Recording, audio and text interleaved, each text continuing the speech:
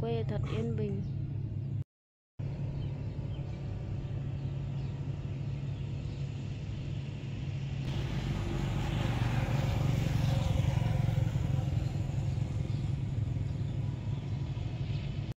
Vào chợ này các bạn, rất là đông. Hôm nay chủ nhật đây đang bị kiểu tắc đường ấy.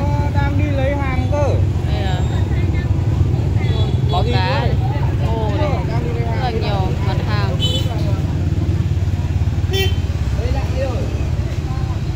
Ui, nếu thế thì chợ đông lắm. kịp rồi.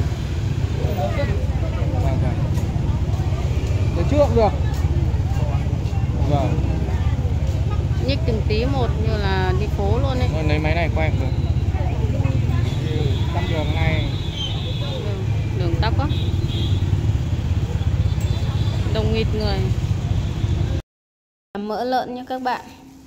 Em mua từ lúc sáng, xong em cất vào ngăn mát tủ lạnh tại vì chưa có thời gian để làm ấy. Này. Cũng khá là sạch sẽ rồi, nhưng mà phần mỡ này mình cũng sẽ phải làm sạch nó đi nữa này. Bây giờ em sẽ đổ ra chậu này, mình sẽ rửa qua với 1 đến 2 lần nước đi cho nó sạch bụi bẩn cái phần mỡ của mình đi.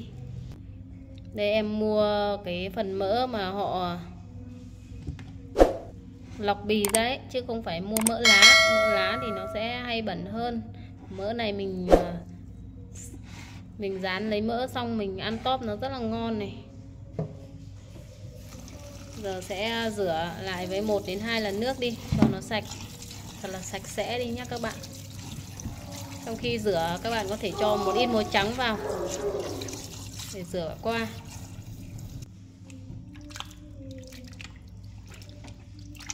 Đây, mình sẽ rửa đi hết cái phần nước có máu huyết của mỡ nó đi như vậy này. Rồi cho nó ra rổ để cho ráo nước.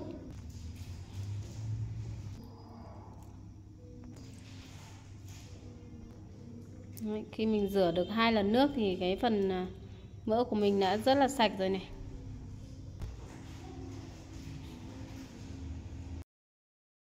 Đây em cũng đặt một xoong nước lên bếp để chốc nữa mình sẽ trần qua phần mỡ của mình cho nó sạch sẽ nhé. Làm như vậy mỡ của mình nó sẽ được sạch sẽ và nó sẽ không bị hôi. Để cho mỡ của mình được thơm, em cũng chuẩn bị một ít hành khô này. Em cũng đã thái đôi hành của mình ra rồi. Khi phần nước của mình sôi, em cho vào đây một ít muối hạt để làm sạch cho mỡ của mình. Bây giờ sẽ cho hết phần mỡ của mình vào để trần này.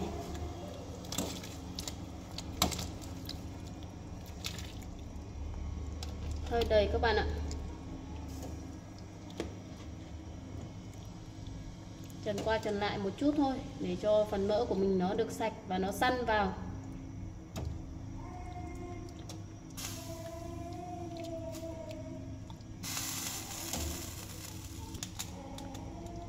Mình sẽ trần như vậy thôi và mình vớt ra nhé. Không nên để sôi thì cái phần mỡ của mình nó sẽ tan ra cùng với nước đấy. Đây em lại vớt ra rổ thì cho nó ráo nước này.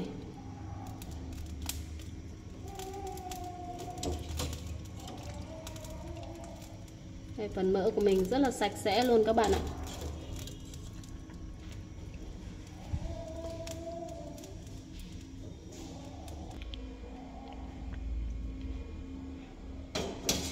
Phần mỡ này của em hơn cân rất là nhiều luôn ấy.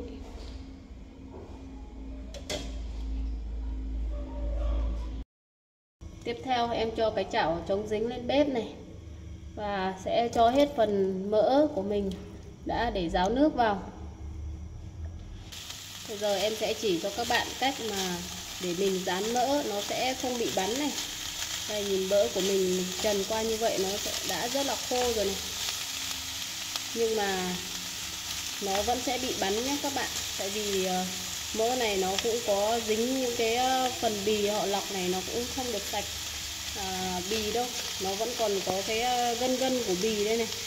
Đấy các bạn nhìn, nó sẽ dễ gây nổ lắm. Vì thế em sẽ chia sẻ đến các bạn cách là mình cho một ít nước vào đây nhá. Đây cho nửa bát con nước vào đây. Rồi mình sẽ để cho to lửa, cho phần nước của mình nó sôi lên và cho phần mỡ này của mình nó sẽ đun cạn cái phần nước nó đi. Rồi sau đó thì mình rán nó sẽ không bị nổ nhá. Các bạn cứ thử làm cách này đi. Em đã làm rất nhiều lần rồi, vô cùng là tuyệt vời luôn ý, nó không hề bị bắn mỡ một chút nào luôn các bạn ạ.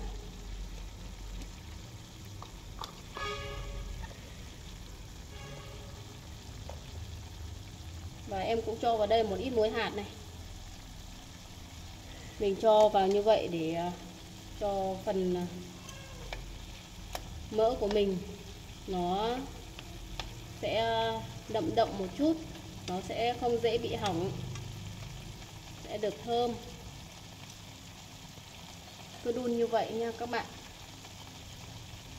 Đến khi gần cạn rồi thì mình sẽ giảm nhỏ lửa xuống. Còn bây giờ mình cứ để to lửa nhé. Đây nha các bạn, sau khi nó cạn hết nước này, mình sẽ đảo nó lên như vậy này, nó sẽ bắt đầu ra mỡ.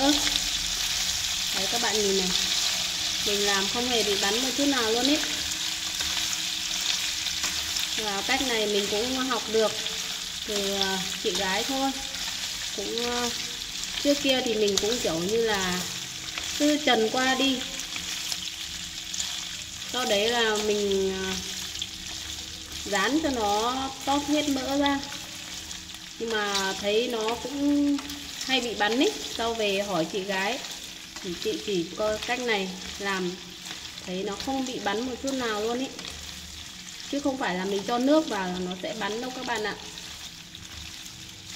Các bạn cứ thử làm giống mình đi, cách này rất là hiệu quả đấy. Khi mà nó ra mỡ như vậy rồi thì các bạn sẽ vặn nhỏ lửa nhé, mình đừng để to lửa nữa, để cho phần mỡ của mình nó ra từ từ ấy. Đấy, mình sẽ đảo qua như vậy thôi, lúc mình sẽ đảo nó để cho nó đều ấy, đều tất cả các miếng nó ra mỡ đều.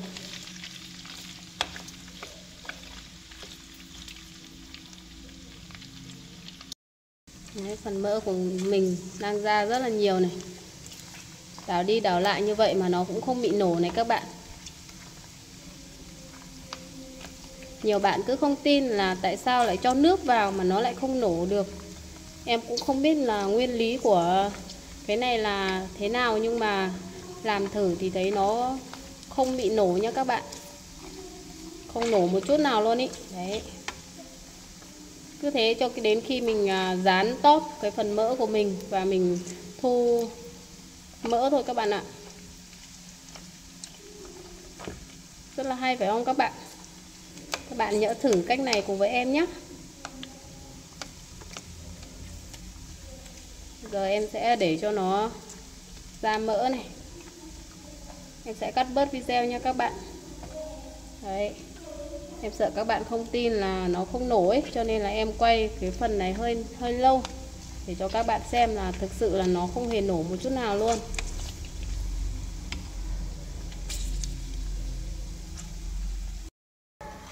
Đây, sau khi phần tóp mỡ của mình cũng đã teo gần hết này các bạn, nó ra gần hết mỡ rồi này.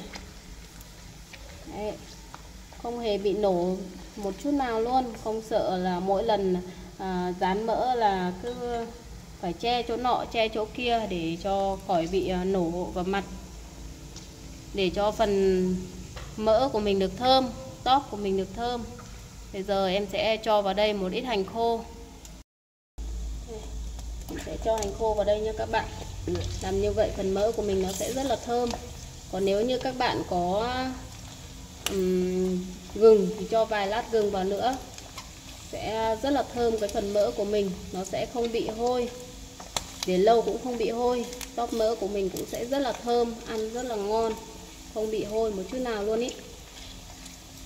Nhớ là khi mà cái phần tóp mỡ của mình cũng đã teo gần hết như vậy rồi thì mình mới cho hành vào nhé các bạn. Mình cho từ đầu thì hành của mình nó sẽ kiểu như là nó bị cháy ấy, thì nó sẽ gây ra đắng mỡ của mình. Đây, mình sẽ cho vào như vậy và mình rán thêm một lúc nữa thì cái phần mỡ của mình nó cũng ra hết, phần tóp của mình nó cũng ra hết mỡ và sẽ rất là thơm với phần mỡ và tóp mỡ của mình. Đây, sau khi phần mỡ của mình đã ra hết rồi này, như vậy là được nhá.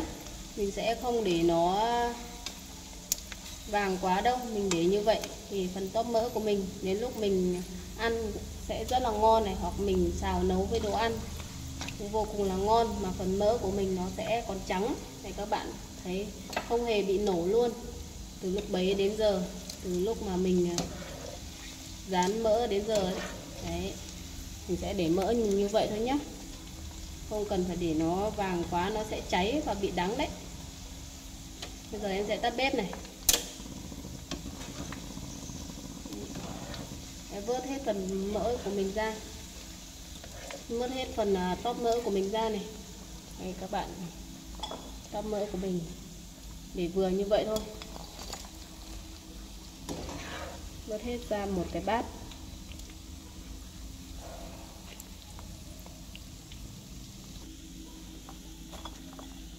Phần tóp của mình rất là thơm luôn.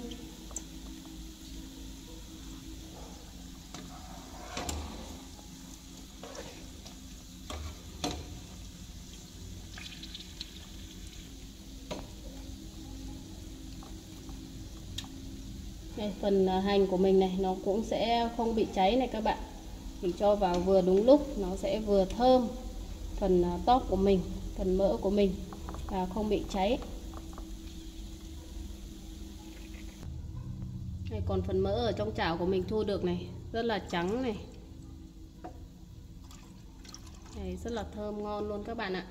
Đây là cách em chia sẻ mình rán mỡ như thế nào không bị bắn, và phần mỡ của mình nó sẽ được thơm và không bị hôi, giữ được rất là lâu.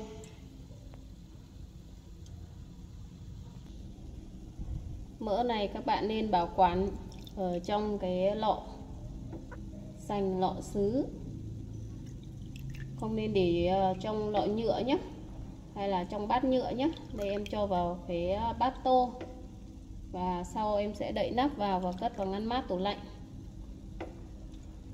Phần mỡ của mình như là nước luôn các bạn ạ, trắng thơm.